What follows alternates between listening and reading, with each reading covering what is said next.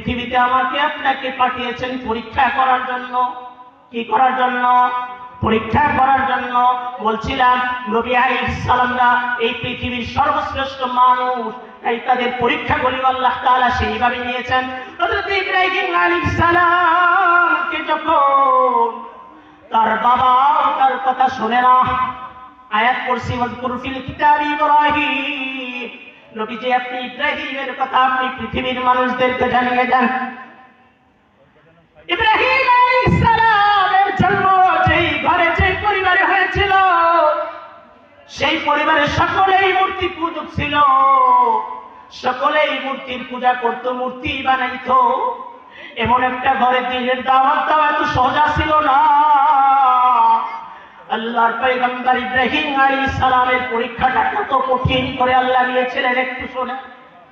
ওয়াজকুর feel কিতাবি Ibrahim إذ قال لأبيه يا أبت لم تعبد ما لا يسمع ولا يبصر ولا يغني عنك شيئا। পয়গম্বর ইব্রাহিম আলাইহিস সালাম সর্বপ্রথম তাওহীদের যে দাওয়াত দিয়েছিলেন, কাকে দিয়েছিলেন? সর্বপ্রথম তার মাকে দিয়েছিলেন। মাকে দিয়ে যখন কাজ হলো না, কয় বাবা আমার খোদা তো তোমার বাবা। ইব্রাহিমের মা কি বলে? আমার খোদা তো তোমার বাবা। তো আমার বাবার খোদাকে, তোমার বাবার খোদা হলো নমরুদ, তো নমরুদের খোদাকে কোনা ওইদিকে বলা যাবে না। দেখছেন বাচ্চা মানুষ ছোট, মা আমাকে আপনাকে যিনি বানিয়েছেন, কে আমাকে আপনাকে বানিয়েছেন, এই কথা যখন জিজ্ঞাসা করে তার মা বলে তোকে আমি বানিয়েছি। কয় মা আপনাকে কে বানিয়েছে? কয় আমাকে তোর বাবা বানিয়েছে। তোর আমার বাবাকে কে বানিয়েছে? কয় আমার বাবাকে নমরুদ বানিয়েছে। বাচ্চা মানুষ খোদাকে চিনে না, কারণ ছোট মানুষ এখনো তো নবী হয় নাই। তখন চিন্তা করে না না, ওই যে পূর্ব দিকে যে সূর্যটা ওঠে সকাল বেলায়, আমার মনে হয় ইনি আমার স্রষ্টা হবে। যখন সন্ধ্যা হয়ে যায়, ডুবে যায়, আবার চিন্তা করে আমার যদি স্রষ্টা হয়ে থাকে তিনি তো স্থায়ী থেকে যাবে, ডুবে যায় কেন? কখনো উঠে কখনো ডুবে যায়, এটা তো আমার খোদা হতে পারে না। কি বলেন? ওটা কখনো উঠে কখনো ডুবে যায়, এটা কিভাবে হয়? আবার চিন্তা করে রাত্রিবেলা যখন চন্দ্র ওঠে, আবার চিন্তা করে মনে হয় এটা আমার খোদা হতে পারে, এত সুন্দর আলো দেয়, সারা পৃথিবী ঝাঁক করতেছে, আমার মনে হয় এটা খোদা হবে। যখন ফজর হয়ে যায়, দিন হয়ে যায়, তখন দেখে যে আবার এটা নিভে গেছে, না এটাও তোমার খোদা হতে পারে না। হয় জাতির পিতা ইব্রাহিম আলাইহিস সালামের ঈমানি পরীক্ষার কথা বলতেছিলাম। বাবা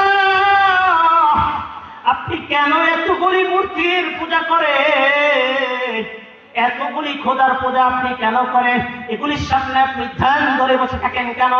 এগুলি তো কানেও শোনে না, চোখেও দেখে না, এগুলি তো কথাও বলতে পারে না, এগুলি তো আপনার কোনো উপকারও করতে পারে না, এগুলি তো আপনার কোনো ক্ষতিও করতে পারে না, এগুলি আবার আপনার খোদা হয় কিভাবে?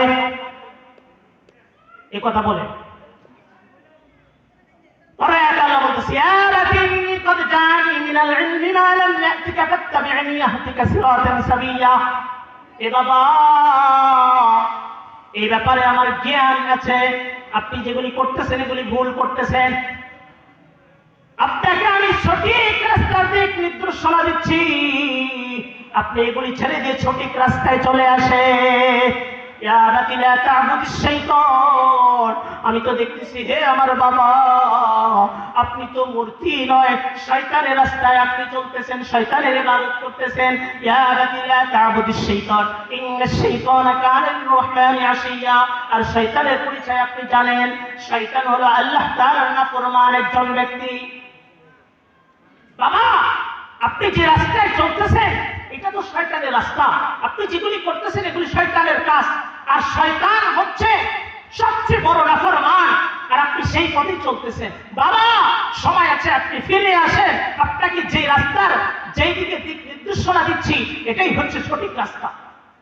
এভাবে একটার পর একটা বলতে আছে, তার বাবা কোনো কথাই শোনে না, চুপ করে আছে।